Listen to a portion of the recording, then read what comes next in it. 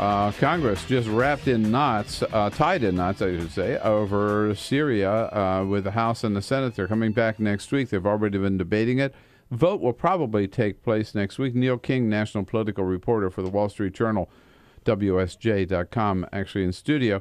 And Neil, the question of what well, first of all, do you think President Obama gets the vote? Or right now, I think it would go down. Right now, right. It's about, can he do convincing either nationally or person by person in the House in particular, and I think it could be tough. He's going to have to do the national sales job, isn't he? Well, he's going to have to do that, and then he's going to have to do the very pinpointed sales job, and I think he's going to have to literally put. It's one thing to argue this is in the world's interest, the national interest. I think particularly in the person-to-person congressional calls, he's going to have to make the case to the Democrats that it is in their party's interest and his personal interest. That that's really a matter of prestige, and it will be a huge blow to his prestige. Can probably get it out of the Senate, but it's going to take House Democrats, House Republicans, for a variety of reasons, some of which are because they want Obama to look bad. And John Boehner and Eric Cantor may vote for it, but they're not going to whip it, as they say. Yeah. So it's going to be House Democrats are going to have to deliver this for Obama. I talked to some people that were saying that it could be a split in the caucus, 100-100, which would be disastrous, of course, on the Democratic side, similar to the vote on the continuation of the Bush tax cuts. I don't think we've seen any similar, divisive issue go before the House, the Democratic side of the House.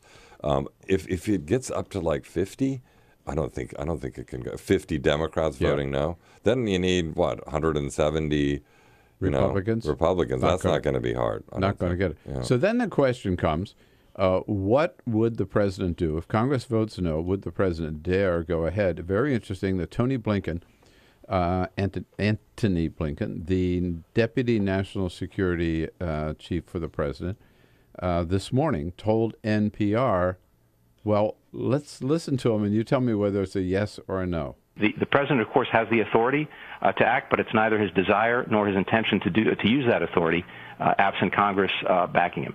Okay. Mr. Blinken, thank you very much for the time. Thank you. Yeah. He's got the authority, but he doesn't want to do it and doesn't intend to do it. Doesn't mean he won't do it. Right? I mean, that's just kind of a Washington no, isn't it? It's a fascinating and I think probably pre-programmed response in that it was very finely said. Right? He doesn't want to, he doesn't intend to, but he could, and he may.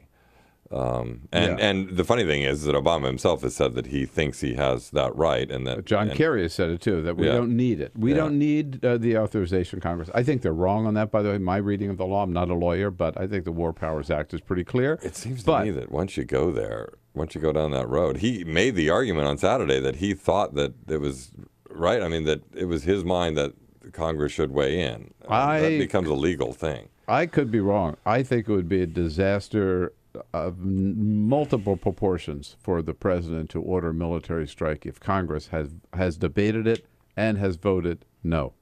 Yeah, I don't know. Not that he has to run again. I'm not saying he'd be impeached. I'm not saying he has to run again, because he doesn't.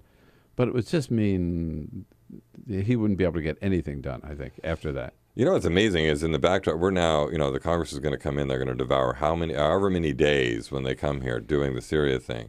If you rewind the reels about 2 weeks ago when we were all saying they don't have the time for any of the stuff that's on their plate, and they have so much that's like truly dire.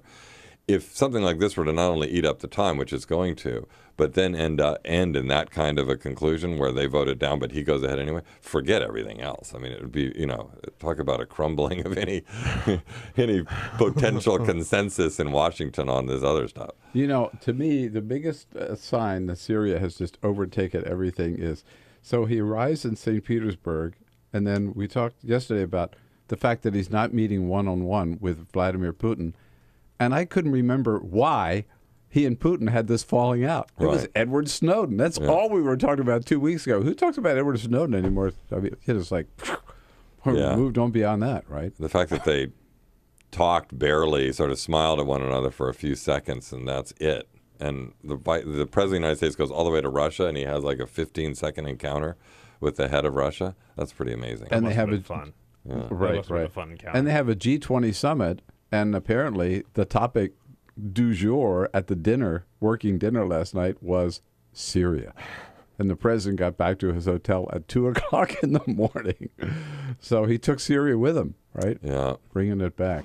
Well, when they come back, Monday, Tuesday next week, I mean, the next 2 weeks are going to be pretty rock and roll here. This could easily spill into the week after, too. I think that's quite a possibility. Right. Yeah. Indeed.